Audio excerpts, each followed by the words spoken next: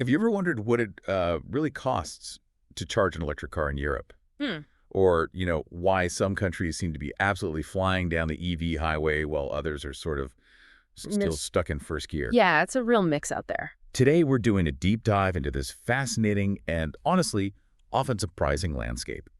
We're looking at electric vehicle market penetration and, crucially, charging expenses across Europe in 2025. Right. Our mission for this deep dive, basically to peel back the layers of data, unearth the most, well, surprising facts, and help you quickly get up to speed on what's truly driving or maybe slowing down this EV revolution across the continent. Mm-hmm. We've got fresh insights on, everything from the cheapest places to fill up your EV battery to the nations where nearly every single new car sold is now electric.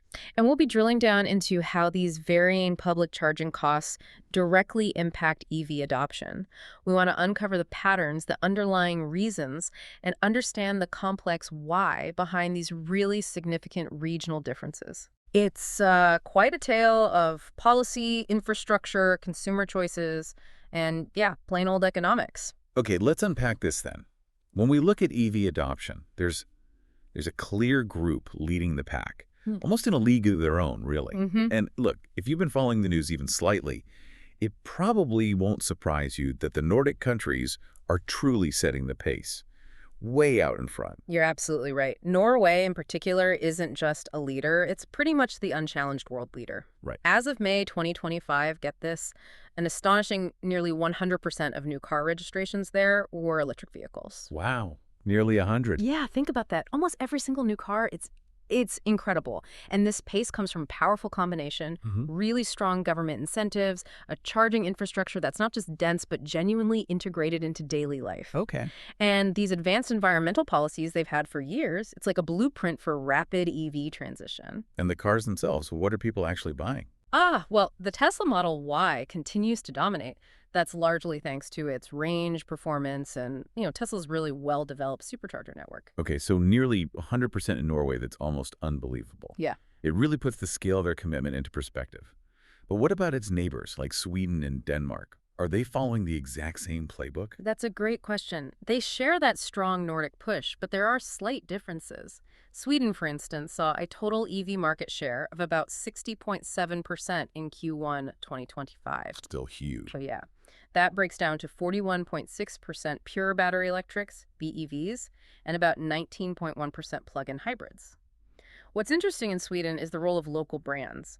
The Volvo XC40 Recharge is consistently their most sold EV. Ah, okay, homegrown success. Exactly. It shows deep trust in their national manufacturers for the electric future. It really signals a mature market. And Denmark. Denmark reached around 65% EV market share in 2025. Their success. It seems to come from a mix of effective, consistent incentives and a solid infrastructure network that just makes owning an EV convenient. And like Norway, the Tesla Model Y and also the Volkswagen ID.4 are very popular there. So a mix of premium and practical family cars. So these Nordic pioneers have incredible adoption rates. Now, you mentioned costs earlier. Mm-hmm. What's fascinating is that these market leaders also boast some of the lowest public charging costs in Europe, right? Absolutely. It seems almost too convenient, but it's a critical piece of the puzzle. Okay. In Norway and Sweden, you're looking at roughly 0.40 to 0.50 euros per kilowatt hour for your standard AC charging, and maybe 0.50 to 0.70 euros per kilowatt hour for DC fast charging. Denmark is very similar, maybe 0.45 to 0.55 for AC, 0.55 to 0.75 for DC. And why so low? Well, it's often directly linked to their energy mix. Lots of local renewable energy production, think hydro in Norway, wind elsewhere, combined with those supportive government policies that just prioritize energy affordability. Got it. It makes switching to an EV not just green, but actually economically sensible, especially for that day-to-day charging. Right. Okay, so from the icy peaks of Nordic EV dominance, let's cruise into the heart of Europe. Countries where electric growth is definitely strong, but the road to affordable charging gets, well, a bit bumpier. Yeah, this is where we start seeing some interesting paradoxes. Like where? Well, take the Netherlands and Belgium. In the Netherlands, pure electrics, BEVs, made up over 30% of market share in Q1 2025. It's a really dynamic market, strong support policies, top sellers, Volkswagen ID.4, Tesla Model Y. Okay, strong growth? And Belgium. Very similar position. Also, over 30% BEV market share in Q1 2025. High adoption, good infrastructure seems to be in place. And again, Tesla Model Y, VW ID.4 leading the charge. So where's the paradox? Here it is. The Netherlands has some of the highest public charging costs in Europe. AC charging typically runs between, say, 0.65 and 0.72 euros per kilowatt hour. Wow, quite a jump from the Nordics. Exactly. And DC fast charging can be as high as 0.75 to 0.90 euros. Belgium also has medium-high prices, maybe 0.60 to 0.70 for AC, 0.70 to 0.85 for DC.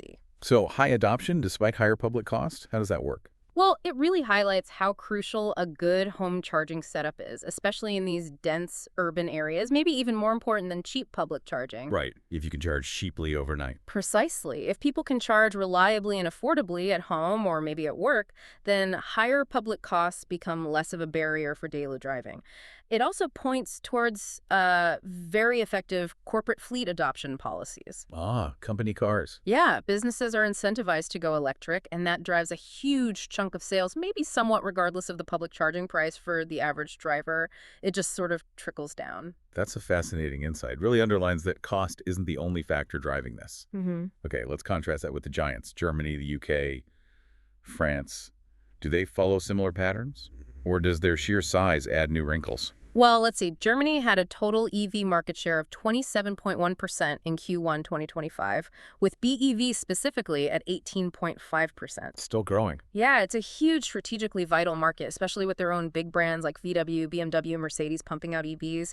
The VW ID.4 and Tesla Model Y are popular there too. And the UK. The UK hit 20% BEV share in Q1 2025. Impressive growth. They even had record sales back in March. And guess what leads the pack? Let me guess. Tesla Model Y. You got it. And France. BEVs were about 19% of the market in Q1. Models like the homegrown Renault Zoe still do well alongside, yes, the Tesla Model Y. Okay, so strong growth across the board, different levels. Yeah. How do their charging costs compare then? Is it all over the place like the Netherlands? It's more of a spectrum, actually. Germany sits in the medium range, about 0.58 to 0.66 euros per kilowatt-hours for AC, 0.65 to 0.75 for DC. Pretty average for Europe. Okay. The UK has medium-high prices, quite similar to Belgium, actually. Roughly 0.60 to 0.70 for AC, 0.70 to 0.85 for DC. France, however, manages to keep its prices a bit more contained.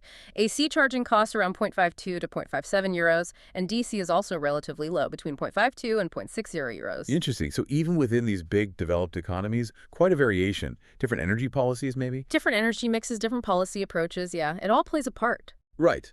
Okay, let's shift focus now, south, to countries that are, let's say, still finding their footing in this whole EV transition, and where public charging costs seem to become a much bigger, more noticeable hurdle. It really does feel like a tale of two Europes sometimes, doesn't it? It does. So who are we talking about? Well, Italy is a prime example. Currently, it holds the lowest EV market share among the large European countries. Just 5.1% for pure BEVs in May 2025. Wow, that is low compared to the others. It is. There's slow but steady growth, definitely, and hybrids are still very strong there. The market seems to be genuinely waiting for increased government incentives, which are apparently starting to kick in more from 2025. Okay, so maybe things will pick up. What cars are selling? The Tesla Model Y and Model 3 have a presence alongside local favorites like the cute little Fiat 500 electric. Right. Now, here's where it gets really interesting on the cost side.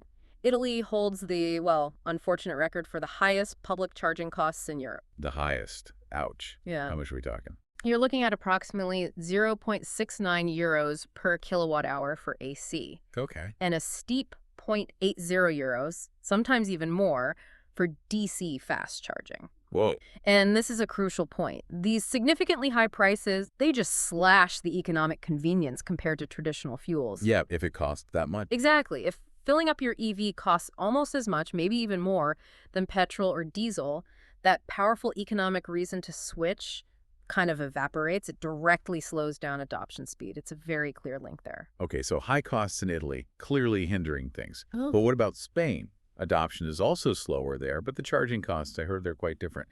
That seemed to complicate the simple low cost equals high adoption idea. It does. Spain is another fascinating case study. About 7% BEV market share in Q1 2025. It's generally seen as a more cautious market. Right. Hybrids still tend to dominate over full electrics, and the government incentives are generally, well, more limited compared to their northern neighbors. Okay, makes sense so far. But the costs? Here's the counterintuitive part. Spain's public charging costs are actually among the lowest in Europe. Really? Lower than France? Yeah, quite similar to the Nordics, actually, ranging from maybe 0.39 to 0.51 euros per kilowatt-hours for AC, and only 0.40 to 0.51 euros for DC. Very competitive. So wait, super low cost but still low adoption. What gives? That's the critical observation. It shows that while cost is a major lever, it's not the only one. Okay, so what else does it play in Spain?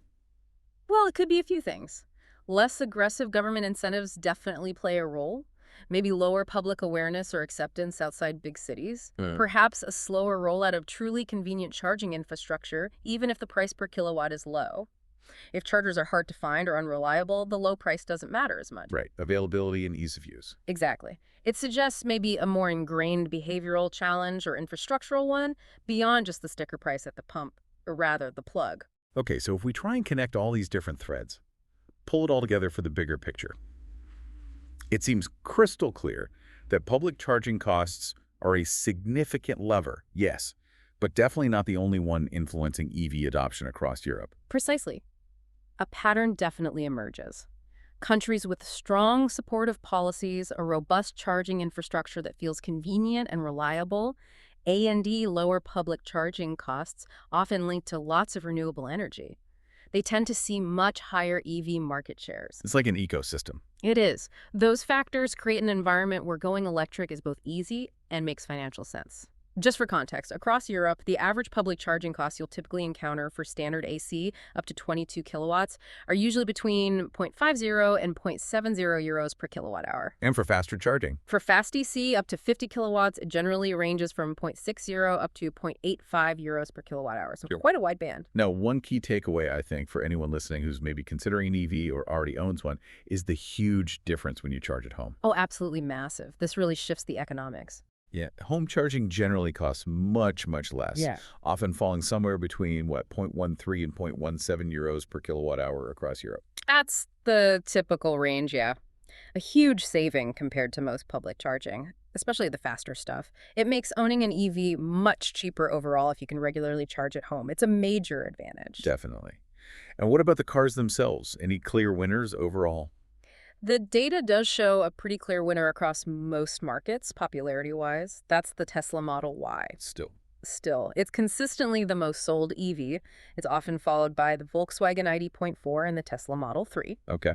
But it's also worth remembering the strong performance of those local brands we mentioned, like Volvo in Sweden or Renault in France.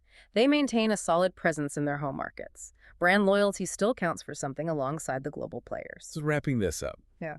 Why should you care about all these continental variations? Well, maybe you're planning a big road trip across Europe in your EV and want to avoid, sticker shock at the charger. Good point. Or perhaps you're considering buying an EV yourself. Or maybe you're just curious about how this massive energy transition is playing out. Yeah. Understanding these dynamics gives you crucial context. Yeah. It really paints a vivid picture of a continent in flux, doesn't it? Different countries moving at very different speeds because of this complex mix of policy, infrastructure, and yes, those all-important economics. Absolutely. So as Europe continues this rapid evolution towards electric mobility, the big question isn't just about how many EVs are on the road, Right. but maybe where they're charging, and crucially, at what cost. Yeah. Could lowering public charging prices be the single biggest unlock for getting EV adoption moving in those countries currently lagging behind? Or are the hurdles deeper, cultural, infrastructural? That's the million-euro question, isn't it? This difference in costs and market maturity across Europe is such a complex, multi-layered puzzle. It raises really important questions about energy grids, integrating renewables, consumer behavior, the future of how we all get around. There's always more to learn as this market keeps evolving so incredibly fast. Well, we hope this deep dive gave you some valuable insights, maybe sparked an aha moment or two. If you found this information useful or just interesting, please do consider giving us a like and subscribing to the channel. Yeah, it really helps us out. It really does help us bring more deep dives like this one straight to you.